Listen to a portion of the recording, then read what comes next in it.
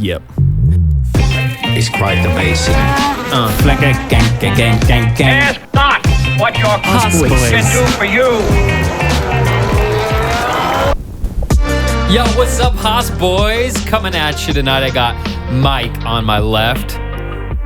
What's up, Mike? Yo, you don't start with me. Do I not? No, it's always Max on my right. Oh, shoot. I pay attention Oh, to yeah, when that's my name different. is called and I say, yeah, hi. It's my fault.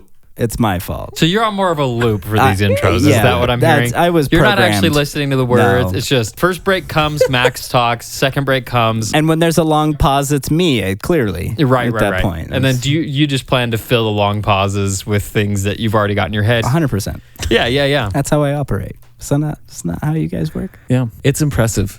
Do you memorize your whole script for the podcast before? Yeah. That's impressive. That's crazy. I mean, you know, it's just You're part of the skilled. day. You are pretty skilled, Little guy. did you know, listeners, we have writers and every episode is scripted. It is. Yeah. But each of us has a different script. We just go in a circle, and every time there's silence, we just start going through the script. Huh, Mike? So yesterday, I had tacos. I have tacos. Guys, before we get going, we've got something to address, which is your beloved Haas Boys. We called it.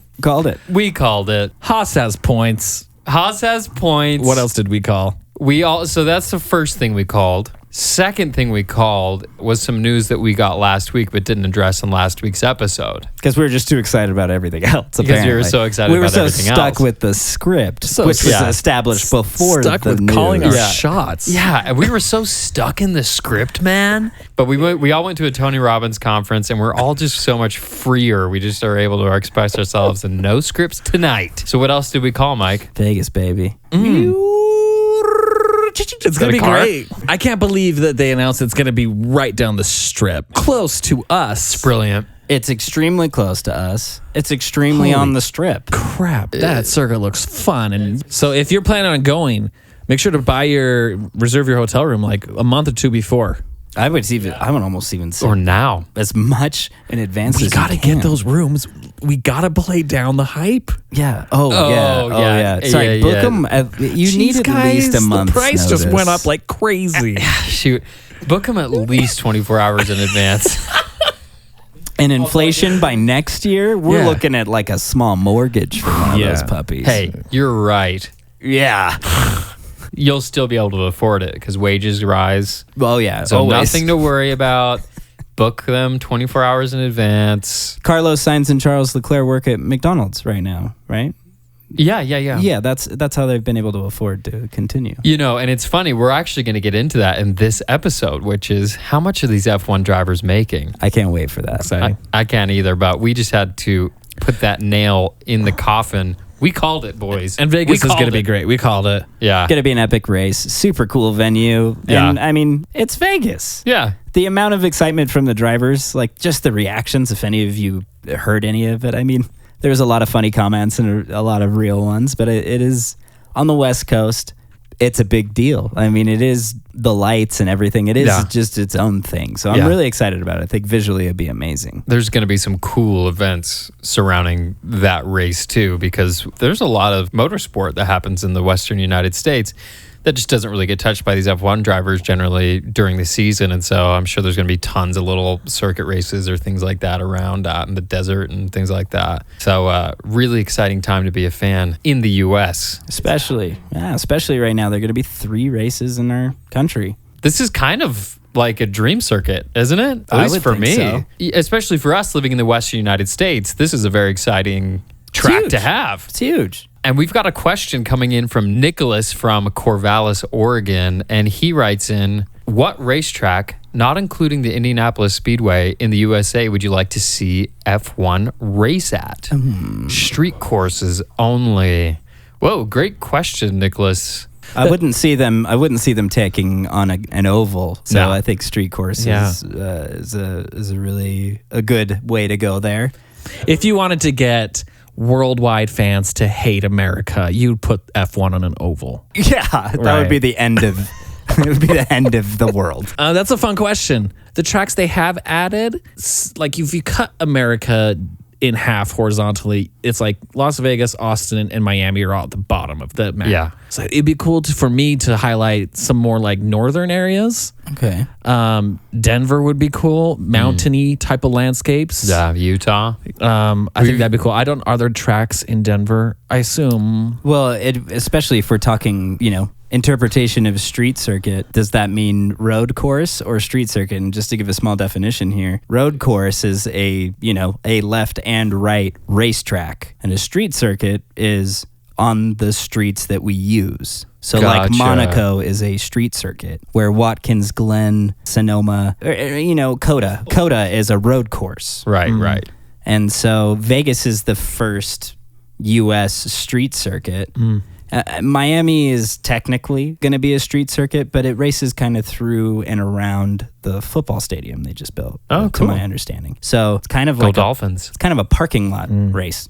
Is sort of how it's built, as opposed to being like public roads. But again, it will be when they take the barriers down. So yeah, I think a fun foresty city. Denver's not really in the forest. I don't know, like It's a large misconception. Jackson Hole, or like somewhere in Montana. I just think gorgeous mountains and pine trees would be a cool backdrop to Yeah. represent America. That's Just my. somewhere in the Northwest. Oh yeah, Portland, Seattle, Yeah. New That'd be fun. York is Yeah. another like great northeastern place that It would be cool incredible to to- showcase. The concrete jungle would be a great host to an F1 race. And that's not too unusual for F1 to do a race that is near-ish a big city, but pretty well out of town. And I think about it like an upstate New York or something, which would be 2 hours away from the city. I'm sure there's some cool tracks up there. I was just kind of thinking, I'm like, well, do we do them outside of big cities? And like, yeah.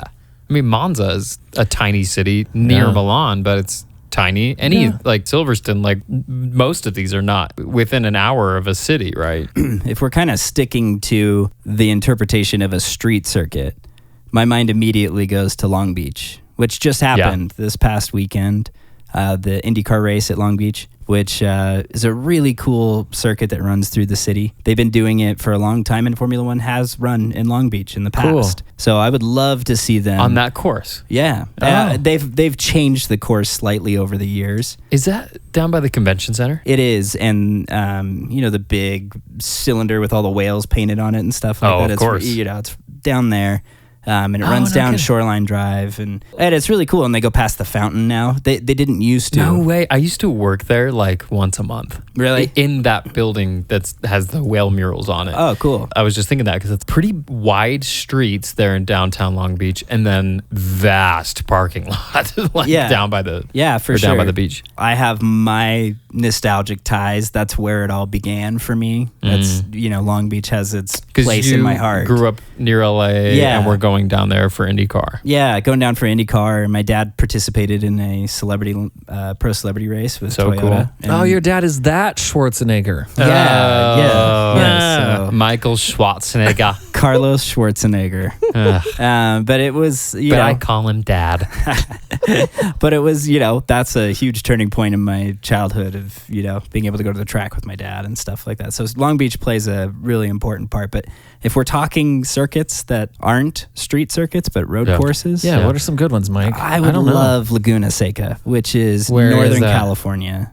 Okay. And it's a little bit closer to like Monterey area, so coastal, just south of kind of the Bay Area. And IndyCar just put it back on the calendar. It's a track that's gone long time history, but it's really well known for the corkscrew turn. Oh, classic. You might do you I have no actually idea. okay. Of course, good turn.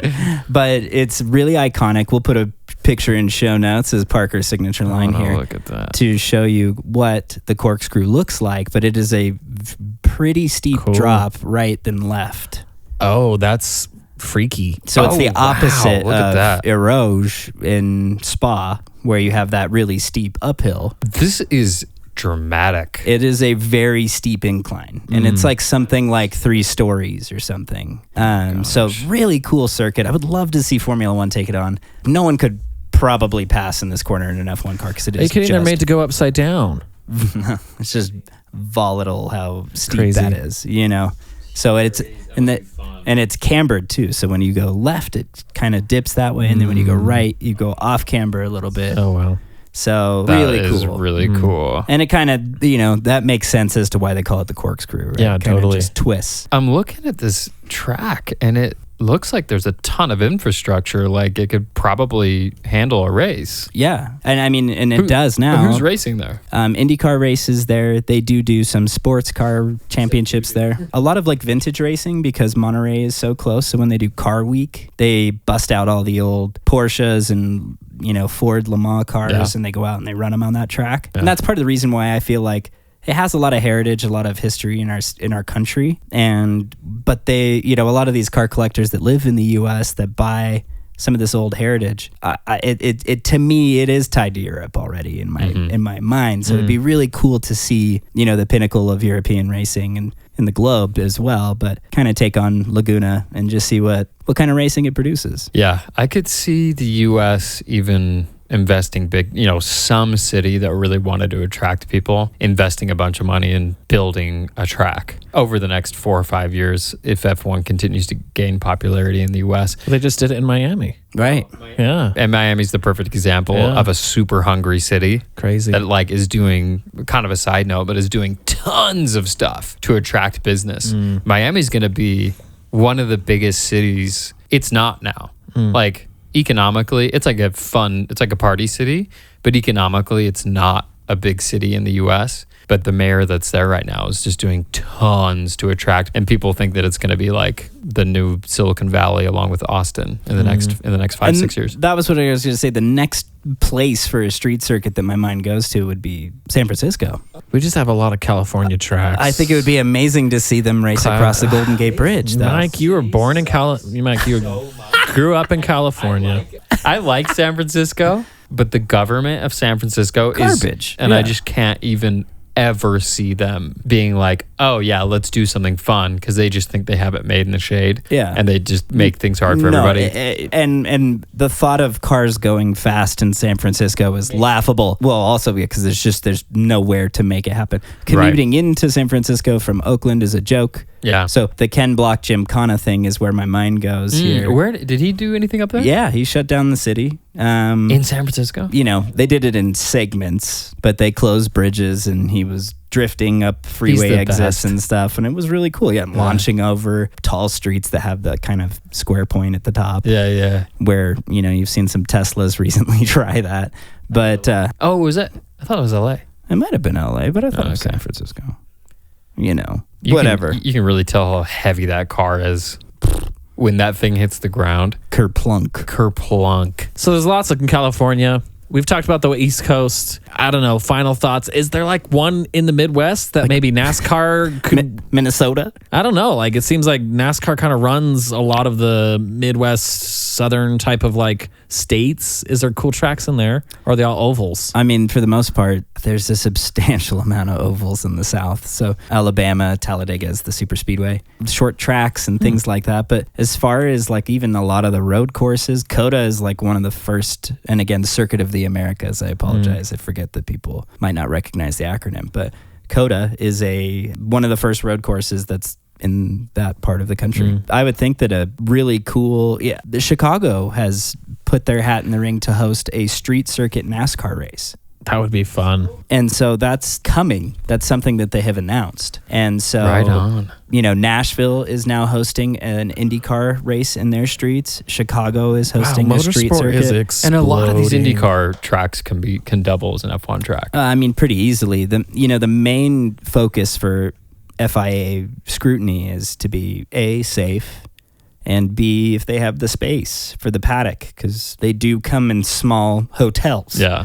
When they arrive at the track. So you just got to be able to function as an F1 organization in the paddock for that race circuit. And really quickly, what changes would need to be made for an F1 race to be done on an IndyCar race, besides the things you just mentioned, as far as curbs and paint on the track? Pretty much nothing. If you look at Circuit of the Americas and the way that they run it as a IndyCar race, it's no different. I think that the main thing is that facility was built with the intention of being approved by the FIA as a racetrack for Formula One. Gotcha. So much like the Miami circuit, which its intention from fruition was F1. And I think that like with Laguna Seca, it's dated, it's an older circuit, so there might need to be some updating. But Gotcha. for the most part, I think it's finer details that are kind of just to their liking. Yeah. Man, well, such a good question, Nicholas. Thanks so much for asking. And we're thinking about this all the time here at Haas Boys because we see a bright future for F1 in America. The one thing that I've seen a lot on the internet in reaction to us getting more races is that the people are kind of like, you're going to make it an American sport. No, there's no way that'll happen. No, it won't. And the other side of it is that majority of the calendar is in Europe. And I think it's hard to recognize sometimes that Europe and the US are kind of similar. Yeah. They cover a vast amount of geographical space and a lot of different culture. Yeah. And the United States is very similar in that way. So if we have 3 or 4 races, I think it'll be okay. Yeah, you're going to be fine. Yeah, I don't think it's going to change the sport dramatically. I really don't. You're going to Saudi Arabia and Australia. Yeah. I don't see anyone. Nobody's saying that it's going to become an Australian sport. Right. I'm all for it. I agree that I wouldn't want the majority of the calendar here, as I don't think that we have that same historical appeal. I don't think that'll happen either. So it'll never happen. No. Just a quick side note: do they ship cars over? Or do they fly them? Fly them. Okay, so they can put everything on a plane. Okay, gotcha.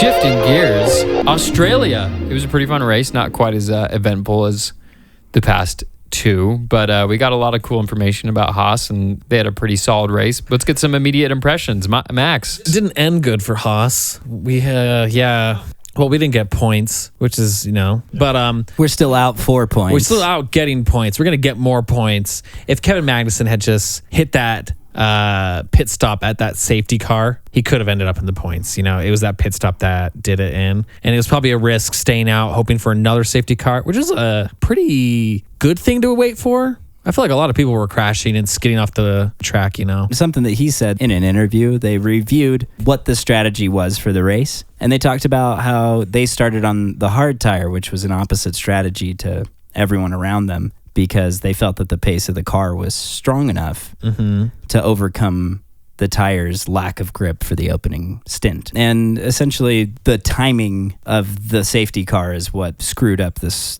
He was just in the wrong place strategy. on the track. Yeah, and essentially, they knew they were gambling something here, but they were hoping that if the safety car came, it was either A, later in the race, or B, not at all.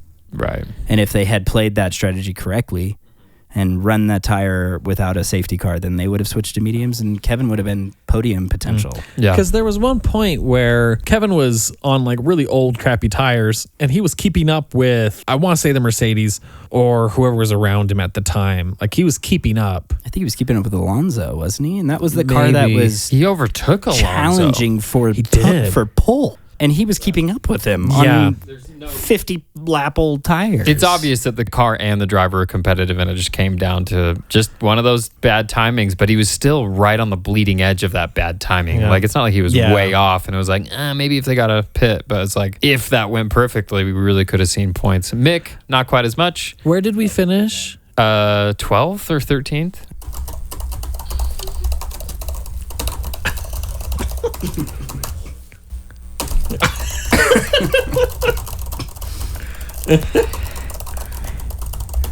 Thirteenth and 14th. 13th and 14th. Okay, so we finished 13th and 14th. Which is not that far out of the points. We've definitely had worse races. Good for Mick. A little. Is that his highest he's finished so far? No, 12th. Okay. Did he finish just out of the points? Here. Magnussen had an amazing great start, and then like a kind of an exciting finish after his pit stop in last place, steadily passing a lot of people. Okay, so Mick Schumacher's highest is 11th so far. Yeah, he can get points soon. Yeah, but it was fun watching Captain Magnussen just sail past people slowly. Yeah, the Haas has great pace. Great pace, really competitive this race. I don't see this race as a big loss. I really don't. I see it as like kind of a valley to those peaks that we're seeing. And if that's our valley, that's a really awesome low point to have. And it gives us really good info of how does a Haas race at their lowest point. Because we saw Kevin on old tires keeping up with these guys. The car is obviously good, the driver is good, and I think we can only get better. I think comparing your valleys and peaks to McLaren is a really good way to say this. I actually think that McLaren is the opposite car of the Haas. In what ways? When McLaren they push the gas, it goes in reverse. It goes back. When they push the brakes, it goes forward. Yeah, so drivers are really mixed up. That's why Daniel's had a hard time. Well, that's, Down Under finally got him into the points. You kind of expect these teams to do something weird like that. Yeah. Just so when they get rid of the drivers, that they're a little bit useless. Do something wacko on the steering or something like that. So when they go farmed off to another team, they're like not so good on the other team. Mess with them. Yeah. No, but I think the McLaren was really strong in Australia, but it wasn't strong at either of the previous two tracks. And where Haas was really strong in those two tracks. And I still think that the Haas car was fairly good in Australia. They wanted to gamble a little bit on strategy to try to overcome some of their disadvantage. Yeah. But I think that what we're going to see is that the battle with McLaren that Haas is going to be in this year is that they are going to valley and peak each other. So McLaren's going to be a little better at some tracks and Haas is going to be better at some tracks. And I thought that this weekend, again, was a strategy play. Kevin ended up off the track because he almost ran into Tsunoda at one point, which I think affected a little bit of his tires and some other things. Who almost hit someone? Carlos. It was Mick. He threaded the needle between the Mick Haas's. Kevin. Yeah. That was crazy. That was a really wild start to the race. And I mean, I feel... it's hard to say that you feel bad for an F1 driver, so I feel like I need to change my terminology there, but... rough race for Carlos. I think his day is coming. For sure. He will see his glory day in the Hassan. You will see his glory days. The car was good today. It just didn't have the grip and the steering wheel was malfunctioning. I think next time we'll have a better car and we'll be able to keep up with Charles. Did he sing Somewhere Over the Rainbow? Somewhere over the rainbow. Smooth way up high. I drive no, a golf. we do like some... With 3 races in, I don't know if these tracks are that different from each other. But what are Haas's strengths and disadvantages from what we've seen so far after Australian Grand Prix? Yeah. Is that a good question? Can we even answer that? I think, we've asked it every episode. And I think we just keep asking Mike that. Yeah, Mike, the data is there, my friends. Please answer us. Well, I think we're seeing that when the car is upside down, it's not as good as their competitors. It doesn't go as fast. It doesn't go as Downforce is hard. fast when it's on the underside of the world. Right. Yeah, and we do need to take that into account. The gravity is different there. Yeah. Toilets flush backwards. Fuel is going to enter the engine differently. Right. Yeah. Fuel enters the engine from the bottom. Instead of the top. Exactly. Which some of these cars are not as set up for. Yeah, they just turn Why don't you take that Subarus. mic? They suck it up from the ground. Yeah, they just get the petroleum straight from the earth. But no, I think even just as we talk about Haas, we talk about these other teams. Ferrari's obviously the strongest team this season. And as such, Haas is sharing power plant and has shared, we'll say, some capacity what the car is made of. Staff and theory, I'm sure. Some elements. Yeah. So Haas is in a really good position there. The teams that are suffering the most, if we're talking Verstappen right now, he's 1 for 3. Finishing. Right. Yeah. Reigning world champion has won a race and DNF'd twice. Right. Red Bull is not in a good spot. Yeah. But the only thing that I feel like right now that I don't love this. And normally I'm not much of a hater on teams, but this really bothers me. Why does Red Bull not love Checo enough to say, oh man, great result, P2. Right. We all watched the race together where Mike was pointing this out to us, where with all these other drivers, when they hit a podium, it's like, all right, great race. The driver's like, okay, I'd like to thank my mom and the guy that delivered my milk this morning and my third grade teacher. And with Checo, it's like, P3, great race, Checo. Yeah, P2, Thanks. Checo, good job. It was crappy what happened to Max, huh? Yeah, I know. Yeah, we had a long chat Checo about comes that. over the radio and he's just like, yeah, crappy race for Max, but thank you guys. Dude, you just got P2, He's bro. P2. This guy was finishing off the podium every week, and maybe he's just too comfortable now. And Right. a win is the only acceptable option. I mean, success is just so fleeting for these guys. It's just they're just so used to it now they don't even care. Yeah, Right. We Jeez. were talking about how Valtteri, Mike was telling us about how Valtteri took that to the extreme of actually selling the majority of his trophies for podiums. He sold his trophies on eBay. Yeah. It blew my mind. That's crazy. That's Mike, so crazy. Mike was telling us that his team's like, hey, could you bring some of these trophies to this blank blank? And he's like, I sold them. I just couldn't even believe it. And honestly, good money. I mean, more power to him. What an interesting way to kind of be like, I don't know, he's going to take up space. And there's some trophies I care about, but not all of them. Which brings us to the other subject we wanted to hit on this episode, which is, what are these drivers making? Let's talk about salaries in F1. Cha-ching. We've obviously got a huge range of salaries in F1. We've got some of the most wealthy athletes that have ever existed are drivers in F1. Michael Schumacher, Lewis, Max is up there. I think those guys are in the top 25 highest paid athletes of all time in any sport. But also, we've got guys that are paying to be there and kind of everything in between. So what can you tell us about that, Mike? Well, one of the things that was so crazy is just the level of money that these guys were making at their peaks, but even more so in the era of Michael Schumacher. He got paid an absurd amount of money. Which was largely his creation, right? Right. He pioneered getting paid a ton of money in F1. They're like Senna. What a pioneer. he was Yeah. the first guy to just want to get money. Just to really get money, though. He showed us the way. And Yuki showed us the way. that's a good one. Thanks. Yeah, we'll have to throw that in the Schnaffenhour. To put it into perspective, he was making 30 million pounds a year in 1999.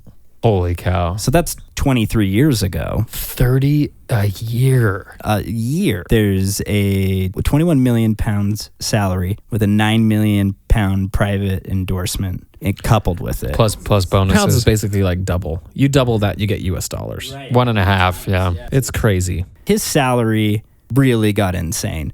Lewis Hamilton these days in 2021 made 62 million in US dollars. 1 year. In 1 year. And that's again coupled with his salary and 7 million in race winnings. And his masterclass Yeah, endorsement. all the things he's got going on. Lewis is extremely highly paid. When Vettel Album sales with Christina Aguilera. yeah, that's definitely in there. About 30 million from that. alone. Yeah, pipe paid out. Pipe. Vettel was making a lot of money at Ferrari. He was making a lot of money at Red Bull as he was winning titles and was up there competing with Lewis for highest paid F1 driver. Since has changed a little bit. Mm-hmm. But one thing that's really kind of interesting, and especially in the era of Michael Schumacher, is Michael. It's not a trick, Michael. It's an illusion. That's good.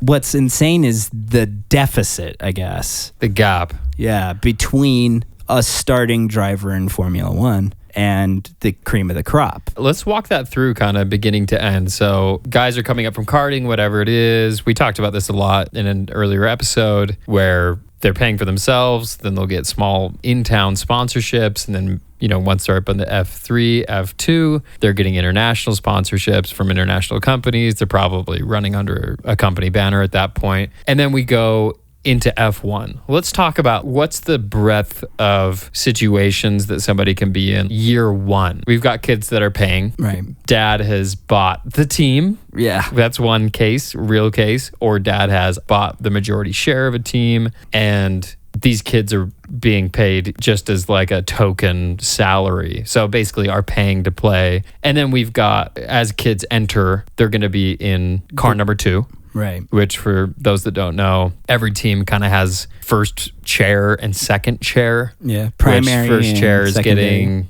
they're developing the car around the primary driver. And then the secondary driver, isn't getting the short stick, but are not getting all the advantages. And so these new kids are coming in as second driver. And where do they go from there? Like, what does that first year look like? And then where can it end? To put it into kind of a simple term, and something that was interesting to me, at least, that I kind of felt like you. I thought, to my knowledge, why would a pay for driver be getting a salary at all? Yeah. Seems kind of funny.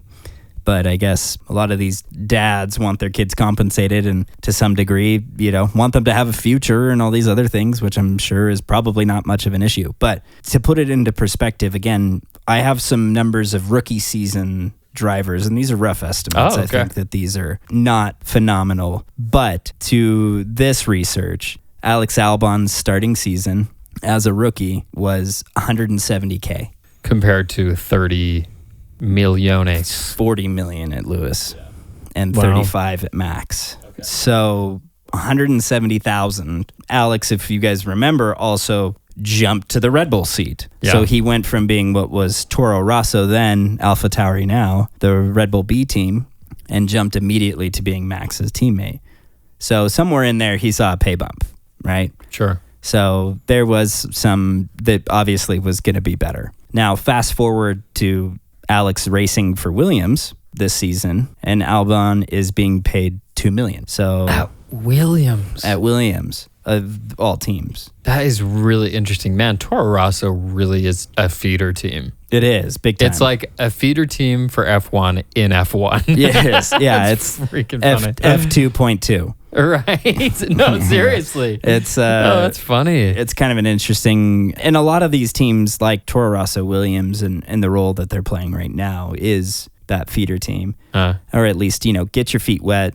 We're not ready to drop you in a big car yet. But Williams is paying him $2 million. They're paying him. And he's primary for Williams now with Russell gone. Yeah, he's primary. He's being paid more than Latifi. So the lowest paid driver at the moment. Now, this is something that I'm curious of because there's a big difference. And I wonder if this difference plays into some of the change that the sport has seen. The lowest paid driver in the sport right now is Yuki Tsunoda, and he's making $750,000. So he's at $750K. So he's just shy of $1 million, which now means that everyone has moved up to $1 million. Gotcha. And Yuki is the only one that's just under that bar. Okay. So we're looking at $1 million minimum. That's pretty much where it is now. But one thing that was interesting to me is as the sport has increased in popularity and as the sport has gained Netflix momentum, its growth on YouTube, its growth on Instagram, all these things, has that added value to the driver?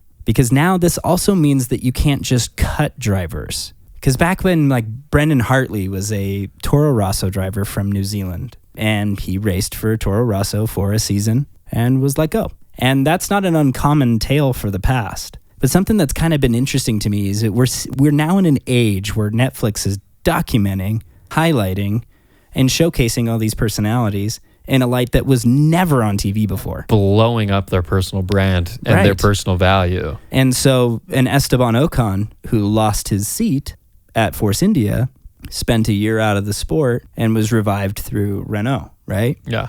And now Alpine. It's interesting because in the past, if you lost your seat in F1, it was kind of the end of the road. Yeah. And Kevin, when we talked about this with Kevin Magnussen, that appeared to be a big part of what he felt too. This is it. It was over. And he's got a huge fan base now. And when he was let go, all of us were still cheering for him. We're all still wanting him to win in whatever discipline he went on to. Yeah. But now that he's back, he's got a huge fan base. Everyone's super excited for him. And he got a multi-year deal, which is also a big deal. He's not with Haas for just one season. They promised him more than that. There's a lot of that stuff that's playing into it that I am curious if the development of the popularity of the sport has played a role in. And now all these drivers are making a killing, which used to be somebody could come in and make a little, 150K. Do you know back in Schumacher days, he's making that much, but were there guys that are Oh, I'm sure taking a it few was- $1,000s home every race? To your point, to some extent, some drivers were dying to be in these seats. Yeah. Right? There's only 20. We've talked about how sought after they were. And so taking no salary was something that actually lost Nigel Mansell his seat at Williams because Ayrton Senna was so desperate to join Williams in an era where they were so dominant. He said, I will come to your team for this number. And Nigel was being paid a lot more than that number. And they said, we'll have you, clearly. And Nigel was let go. Wow. Craziest part of that story is Nigel was let go the year he won the championship. Holy cow. It was after he won. Weird. So the desperation for a good seat also existed, which also created different things. So in Michael Schumacher's era, the most dominant driver in the most dominant period of Ferrari, Michael Schumacher making as much money as he was in his era changed the trajectory of how a driver and a team worked together. But in Senna's era, it was like out of desperation, I will take a huge pay cut for the right car. And these days, I do think that there's still some element of that. I still think a driver would take a pay cut to go to a better team, which I think is the case with Daniel Ricciardo, if I'm correct. I think he did get a small pay cut to go to McLaren, but he felt that the opportunity was better. I think in the end they want to win. More than anything. Yeah. And so that drive to Survive. that desire to win outweighs any type of cost or pricing that they would be getting paid. So what are these F1 drivers getting paid? They're getting paid in experience in the end. They're getting paid in We wins. can tell billionaire boys are just unpaid interns. Oh, yeah, we should call him that. Yeah. Nicholas Latifi, unpaid intern. Inexperience. Although you just said Yuki is the lowest at $750. So Latifi is being paid $1 million a year. But that change has Dad. just happened in like 3 or 4 years. Yeah, That's what's crazy. to my research prior to this, I remember seeing $100,000 and under $1 million salaries for lots of drivers on the grid. Now they're all over $1 million. So Latifi's at $1 million, Zhou Guanyu is at $1 million, Lance Stroll's at $10 million. God bless him. That's just an advance on his inheritance. He's not really getting paid. He's just getting it in advance. A little Could you guys stipend at a time. Hear my smile as I was reading that number. Both of these guys are not big fans of Lance. Parker, am a pretty big fan. I like the guy. I think he's a good driver. He's a little bit of a goober. He's a little bit of a goober. But he's learning. He's like a baby foal. He's learning.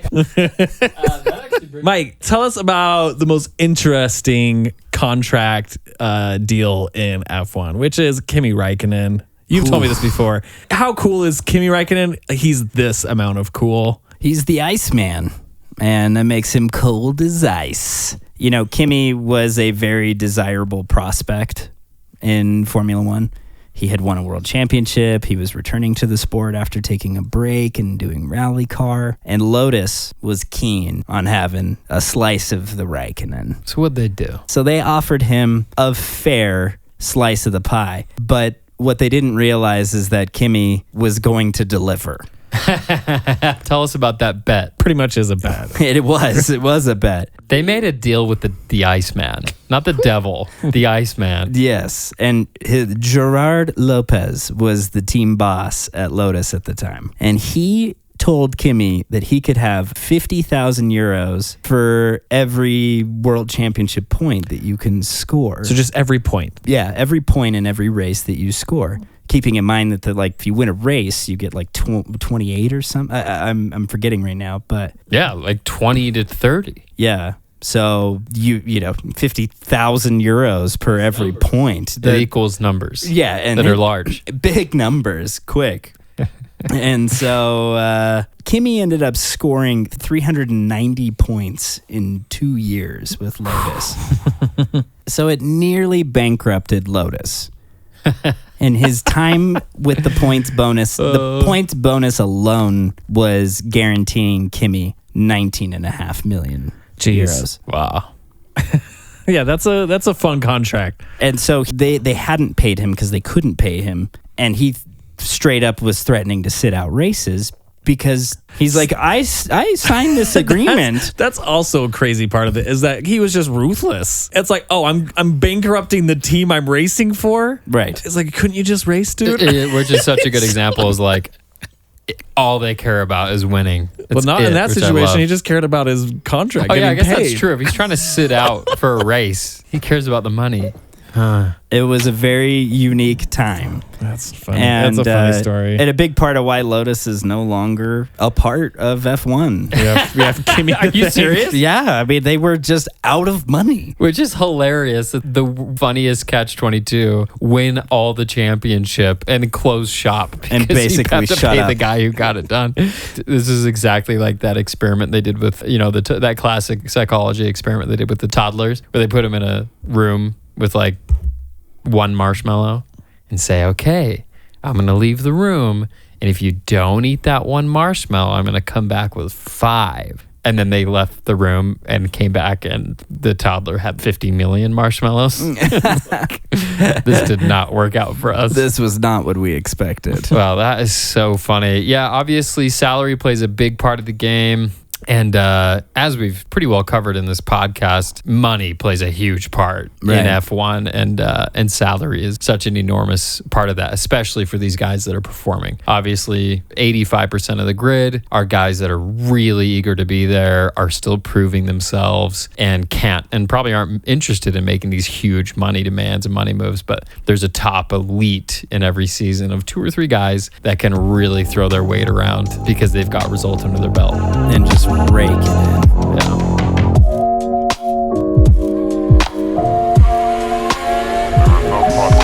Shifting gears.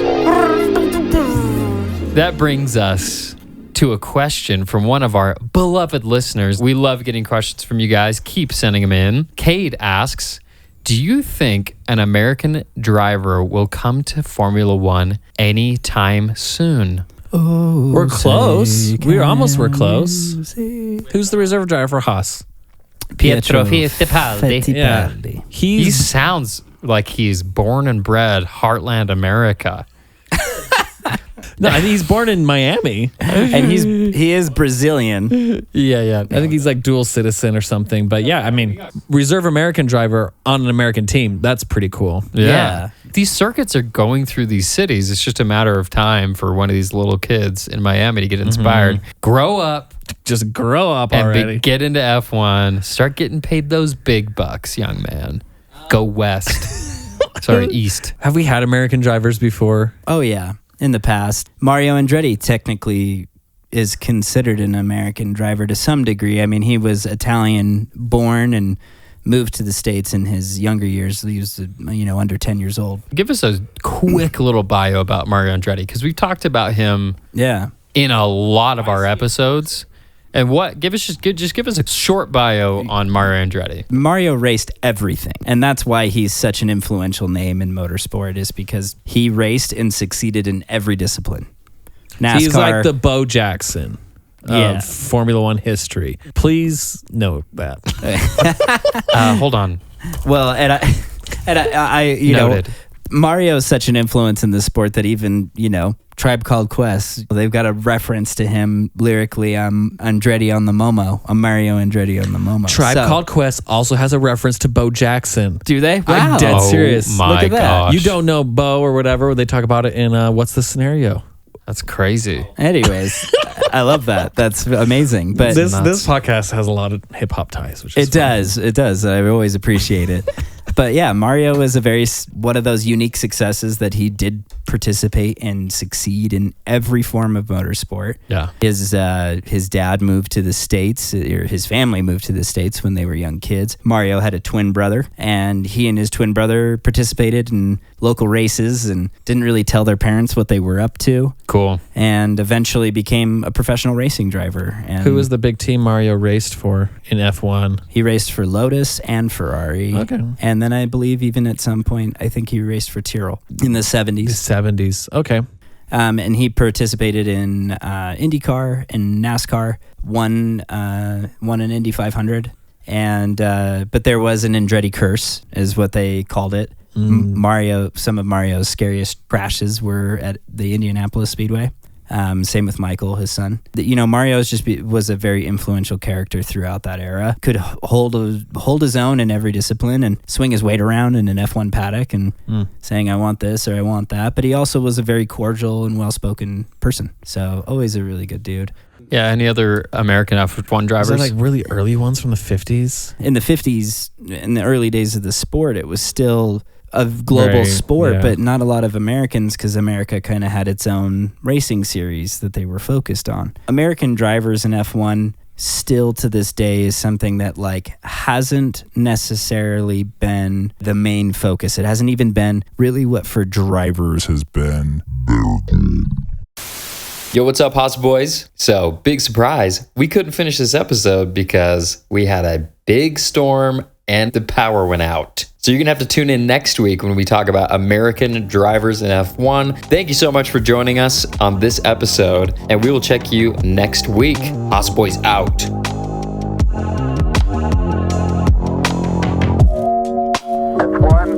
Podcast. Haas Boys. 13th.